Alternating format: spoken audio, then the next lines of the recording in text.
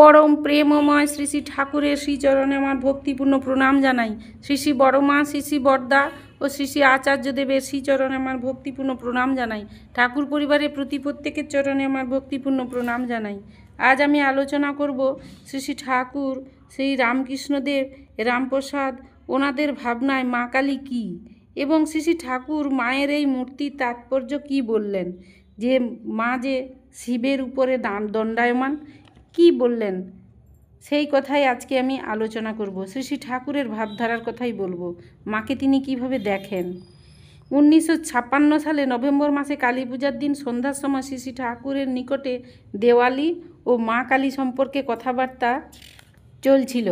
কথা প্রসঙ্গে তিনি বললেন, কালীর মধ্যে কল ধাতু আছে। কল মানে কী রে? অভিধান দেখে বলা হলো, কল ধাতুর মানে হচ্ছে গতি, গণনা, শব্দ, সংখ্যান।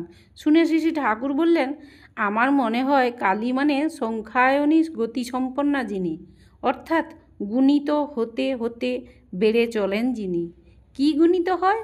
মায়ের যা সত্তা সম্পদ, অর্থাৎ মায়ের স্নেহ মমতা, কল্যাণময়ী প্রকৃতি, সত্তা সংঘাতী শক্তির বিরুদ্ধে পরাক্রম, তাই গুণিত হয়। মায়ের পূজা যারা করে, মাকে যারা ভালোবাসে, তাদের ভিতর এই সব গুণ বৃদ্ধি পায়, অন্তরে তাদের মহাশক্তি জাগরণ ঘটে। শ্রী শ্রী ঠাকুর বলছেন যে আমরা যে কালী মূর্তি দেখতে অভ্যস্ত, তা ভয় উৎপাদক সংহার মূর্তি। তিনি মুন্ডমালা বিভূষিতা, চতুর্ভুজা, মুক্তকেশী, উলঙ্গিনী, শ্যামা, মহারবা। এটি তার একটি রূপ, কিন্তু এটি একমাত্র রূপ নয়। তিনি আবার প্রসন্না, হাস্যমুখী। তার দুই হাতে যেমন খড়গ নরমুণ্ড, ধ্বংসের প্রতীক, অপর দুই হাতে আবার বর ও অভয়, তাঁর পদাশ্রিত সন্তানগণের জন্য। মায়ের 8টি যোগিনী রূপ আছে। এই সব রূপগুলো অকল্যাণকে নিরোধ করার জন্যে মায়ের শক্তি। অসদের বিরুদ্ধে আসুর প্রবৃত্তির দমনে তিনি প্রচণ্ডা। মায়ের সাথে যে যুক্ত থাকে, মাকে যে বিশ্ব প্রসবিনী বলে ভাবে, মায়ের কল্যাণময়ী মূর্তি যে উপলব্ধি করতে পারে, স্বীয় আচরণের মধ্য দিয়ে তা করে দেখিয়ে গেছেন রামপ্রসাদ, কমলাকান্ত, বামাক্ষেপা প্রভৃতি সাধকগণ।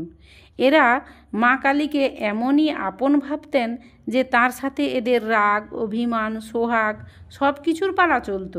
তাদের কাছে মা কালী শুধু মাটি বা পাথরের মূর্তি নন, দেবভাবে তারা আবিষ্ট। মায়ের মহিমা ও গুণ বৈশিষ্ট্য অনুযায়ী আচরণের ভিতর দিয়ে তারা স্ব বৈশিষ্ট্য অনুযায়ী নিজ নিজ প্রাণে প্রতিষ্ঠিত করেছেন। তাই তাদের কাছেই প্রকৃত হয়ে উঠেছে প্রতিমায় প্রাণ প্রতিষ্ঠা। রামপ্রসাদ তো প্রাণ খুলে গান গাইলেন, মায়ের মূর্তি গড়াতে চাই মনের ভ্রমে মাটি দিয়ে, মা বেটি কি মাটির মেয়ে, মিছে খাটি মাটি নিয়ে। পরমপুরুষ শ্রী রামকৃষ্ণদেবের নিকটে মৃন্ময়ী কালী চিন্ময়ী হয়ে উঠেছেন। ঠাকুরের কাছে তিনি কৃষ্ণবর্ণা পাষাণী কালী নয়, সেই কালো মেয়ের পায়ের তলায় তিনি আলোর নাচন দেখতে পান। শ্রী শ্রী ঠাকুর অনুকূলচন্দ্রও বলেছেন, মা আমার দীপান্বিতা। মা কালীর মধ্যে তিনি নিজের মাকেই প্রত্যক্ষ করেছেন। একবার ছাত্রাবস্থায় তিনি এক সঙ্গীর সাথে দক্ষিণেশ্বর ভবতারিণী মন্দিরে যান। তখন দ্বীপ্রহরে পূজা সাঙ্গ হয়েছে, উপস্থিত সবাইকে প্রসাদ বিতরণ করা হয়েছে। শ্রী শ্রী ঠাকুর প্রসাদ পাওয়ার আগেই মন্দিরের দরজা বন্ধ হয়ে গেল। তখন আর প্রসাদ দেওয়া হবে না। শ্রী শ্রী ঠাকুর তখন খুব ক্ষুধার্ত। প্রসাদ না পেয়ে অভিমানে তিনি মন্দিরের বারান্দায় একটি গাছের ছায়ায় গিয়ে শুয়েছেন। ধীরে ধীরে ঘুমিয়েও পড়লেন। তারপর স্বপ্ন দেখছেন, মা আসছেন, শ্যামা, এলোকেশী, সিঁথিতে সিঁদুর, লাল পেরে শাড়ি পরা, তার এক হাতে এক গ্লাস জল আর এক হাতে একটা রেকাবিতে বরফি সন্দেশ। এই রূপ বর্ণনা করতে করতে শ্রী শ্রী ঠাকুর বহুবার বলেছেন, দেখতে একেবারে ঠিক আমার মায়ের মতো। মা এসে আস্তে আস্তে বসে শ্রী শ্রী ঠাকুরের মাথাটি কোলে নিয়ে তার মুখের কাছে সন্দেশ ধরে আদর করে বলছেন, খা। ঠাকুর অভিমান ভরে বলছেন, না আমি খাবো না, তখন আমার খিদে পেয়েছিল, কিন্তু তখন আমাকে প্রসাদ দেওয়া হলো না কেন, আমি আর খাবো না। তখন মা সস্নেহে বললেন, অত লোকের সামনে কি আমি আসতে পারি? এরপর মা বসে বসে পরম আদরে শ্রী শ্রী ঠাকুরকে ওই সন্দেশ আর জল খাওয়ালেন। ঘুম ভেঙে উঠে শ্রী শ্রী ঠাকুর বোধ করছেন যে তার খিদে বা পিপাসা কিছুই নেই। কিছু পরে তিনি দক্ষিণেশ্বর থেকে কলকাতায় চলে এলেন। ভেতরটা তার এমনই হয়েছিল যে কলকাতা পর্যন্ত হেঁটে আসার পরেও তার কোনো খিদে বা পিপাসা বোধ হয়নি।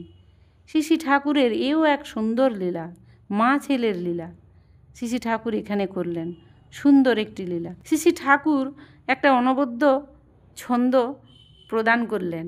তিনি তার মহাবাণীতে বলছেন, আজ দীপালি, মা আমার দীপান্বিতা, মা আমার জীবন আলোক।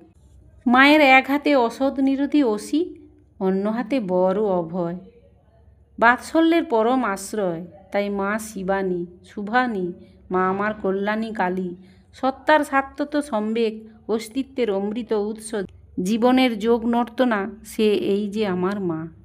শ্রী শ্রী ঠাকুর বলছেন যে এই যে আমরা দেখি শিবের উপরে কালী দণ্ডায়মান, এটা সৃষ্টিতত্ত্বের প্রাথমিক পর্যায়ের একটা ইঙ্গিত। সাংখ্য মতানুসারে পুরুষ অক্রিয়, সব প্রকৃতি সংস্পর্শে তিনি সক্রিয় হয়ে ওঠেন, তখন সৃষ্টি শুরু হয়। শ্রী শ্রী ঠাকুর বলেন, পুরুষ স্থাণু বা স্থির ধর্মী, ইংরেজিতে বলে পজিটিভ, আর নারী চরিষ্ণু বা চরধর্মী, নেগেটিভ। এই পজিটিভ ও নেগেটিভের পারস্পরিক মিলনেই হয় সৃষ্টির সূচনা। বৈদ্যুতিক আলো জ্বালাতে গেলে একটি পজিটিভ ও একটি নেগেটিভ তারের দরকার হয়।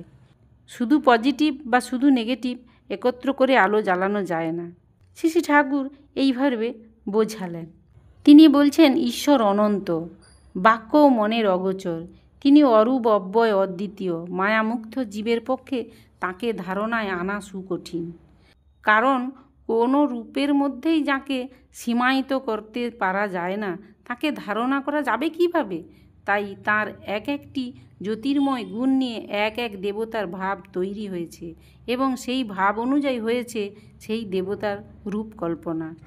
তাই ইষ্টের বা সদ্গুরুর চরণাশ্রিত যে, সে তার অনুকূল যা তা গ্রহণ ও পালন করে এবং প্রতিকূল যা তাকে বর্জন করে। ভক্তির মূল সূত্রই আনুকূল্য সংকল্প, প্রাতিকূল্য বিবর্জনম। এমনটি হয়ে উঠতে পারলে পরিবেশের কোনো স্রোত আর মানুষকে ভাসিয়ে নিয়ে যেতে পারে না। আর জীবন্তরী শক্ত অনুরাগ রজ্জু দ্বারা বাঁধা আছে মহামহীরূহ রূপ আদর্শের সাথে। এই কারণে যে কোনো পূজার আগেই লাগে গুরু পূজা। গুরু পূজা না হলে কোনো দেবতার পূজাই সিদ্ধ হয় না। গুরুর উপর অচ্যুত নিষ্ঠা না থাকলে কিছু দূর অগ্রসর হবার পর সাধকের মনে অহংকার আসতে পারে এবং সেই অহংকার থেকে তার পতনও আসা সম্ভব। গুরুই হলেন ঈশ্বরের জীবন্ত বেদী। তাকে ভালোবাসলে ঈশ্বরের সৃষ্টির সব যা কিছুর উপর প্রীতি জন্মায়, তখন কাউকে বড় কাউকে ছোট ভাবার বুদ্ধি আসে না। আবার এই গুরু কেন্দ্রিকতা না থাকলে এক পেশে বুদ্ধিও এসে যাওয়ার খুব সম্ভাবনা। তখন কেউ বলে আমার শিব বড়, কেউ বলে আমার কৃষ্ণ বড়, কেউ বলে আমার দুর্গা বড়। আর অচ্যুত ইষ্টনিষ্ঠ যে, সে দেখে সমস্ত দেবশক্তি সেই পরম একেরই বিভিন্ন রূপ, এক অদ্বৈত পরম ব্রহ্মেরই বিভিন্ন প্রকাশ মাত্র। তার কাছে দেবতা সমস্ত মর্কট সহ উদ্ভাসিত হয়ে ওঠেন, কারোর সঙ্গেই তার বিরোধ হয় না। শ্রী শ্রী ঠাকুর এইভাবেই আলোচনা করলেন মা কালীর রূপ নিয়ে। যাই হোক, এখানে আমি আমার আলোচনা শেষ করছি। সবাইকে আমার জয়গুরু জানিয়ে এখানেই শেষ করছি।